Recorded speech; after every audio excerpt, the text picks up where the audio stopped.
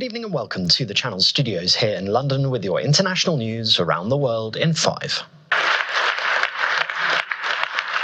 Well, thank you very much. This is an honor. The US president-elect has rung the opening bell of the New York Stock Exchange to mark the day he was voted Time magazine's Person of the Year.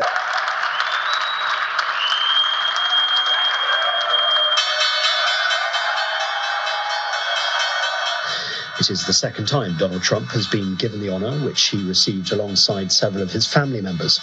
Other previous winners include climate change activist Greta Thunberg, former President Barack Obama, Meta CEO Mark Zuckerberg, and Pope Francis. This is an honor, a tremendous honor. I brought some of our compatriots along with us. They're going to do a beautiful job for you for the next 4 years.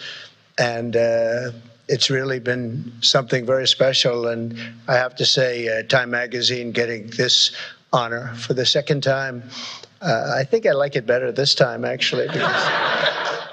Meanwhile, the current US President, Joe Biden, has issued presidential pardons to 39 Americans convicted of non-violent crimes and commuted the sentences of nearly 1,500 other people. The White House described it as the most acts of presidential clemency issued in a single day. It has not given the names of the people involved.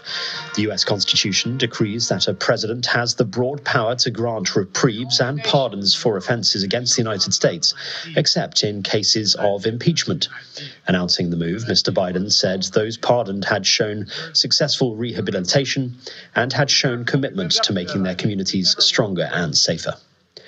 A US man detained for months in a Syrian prison after entering the country on foot has described being freed by hammer-wielding men as rebels overthrew the regime of Bashar al-Assad. The man, who later identified himself as Travis Timmerman, was found by residents near the capital Damascus. Footage posted on social media showed him lying on a sofa as residents spoke to local reporters. Mr. Timmerman said he had been arrested upon entering the country 7 months ago. Meanwhile, the US Secretary of State says the US and its partners in the region want a unified approach to Syria.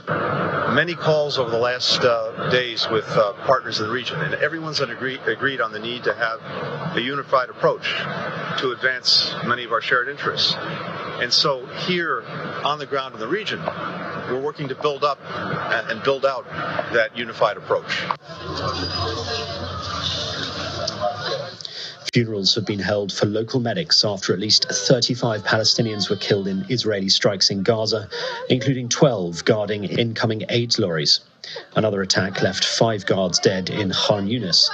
The Israeli military said it conducted precise strikes on armed Hamas terrorists who had planned to hijack the lorries. In a separate Israeli attack, 15 people were killed near Nuseirat refugee camp. NATO's head, Mark Rutte, has warned the US-led transatlantic alliance that it was not ready for the threats it would face from Russia in the coming years and called for a shift to a wartime mindset with much higher defence spending. The worst in my lifetime. Rutte said NATO members had spent more than 3% of GDP on defence during the Cold War, and future spending would have to be much higher than the current alliance target of 2%. What Russia lacks in quality, it makes up for in quantity, with the help of China, Iran, and North Korea. This all points in one clear direction. Russia is preparing for long-term confrontation with Ukraine and with us. And animals have been surprised with wrapped presents and festive decorations in a Belgian zoo called Paradise as they received their daily portions of food.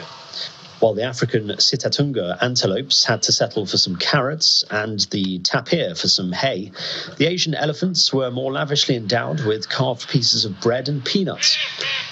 Paradise, one of Europe's biggest animal parks, installed more than 1 million lights on its property to kick off the Christmas season. One of its biggest installations this winter is a Christmas-themed projection on a 50-metre wide screen of water on its lake. And that's your international news around the world in 5. Now back to the Channel Studios in Lagos.